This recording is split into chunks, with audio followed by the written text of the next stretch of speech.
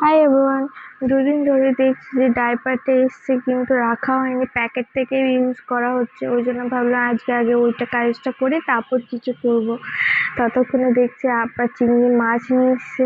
চিংড়ি মাছ খেতে তোমাদের কেমন কি লাগে বলবে। আমাকে তো দারুণ লাগে। চিংড়ি মাছ সর্ষে দিয়ে টক, চিংড়ি মাছের চচ্চড়ি, আরও কত রকম রেসিপি হয়। তো তোমাদের ওইদিকে কি কিভাবে রান্না হয় আমাকে জানিও, তাহলে আমিও রান্না করার চেষ্টা করব।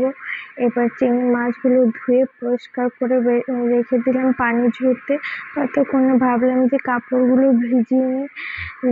এবার দেখছি যে সার্ফ নেই, তো তাড়াতাড়ি সার্ফেরটা ভরে কৌটোতে ভরে কাপড়গুলো ভিজিয়ে নিলাম। ততক্ষণে তারপর বসে খাবারটা বানিয়ে নিলাম। ওকে আজকে বেশি কিছু খাবার দেবো না, এমনি বেশি রিচ ওকে খাবার দিই না। আজকে শুধু ডাল আর কয়েকটা সবজি দিয়ে ভাত দেবো আর একটা ডিম দেবো। তো ওরই খাবারটা রেডি করছিলাম। নুন হলুদ দিয়ে ওর খাবারটা আমরা খাবারটা রেডি করে দিলাম। ততক্ষণে তাও চাপিয়ে দিলাম।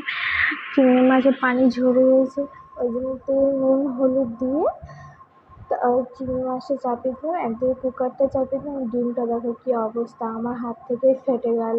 ধুতে যেয়ে একটু জোরে টিপে দিয়েছি আর খোসাটা এত পাতলা যে ফেটে গেল। তারপরে স্নান করে বাইরে বেরিয়ে এসে দেখছি পার্সেল এসছে। এখন আর পার্সেল এলে জিজ্ঞেস করে না যে ম্যাডাম আপনার বাড়ি কোথায়, এখন ডাইরেক্ট চলে আসে যে আপনার পার্সেল এসছে, বাইরে আসুন। এটা জোক কিন্তু এটা সত্যি। আর কিছু একটা ব্যাগ অর্ডার দিয়েছিলাম,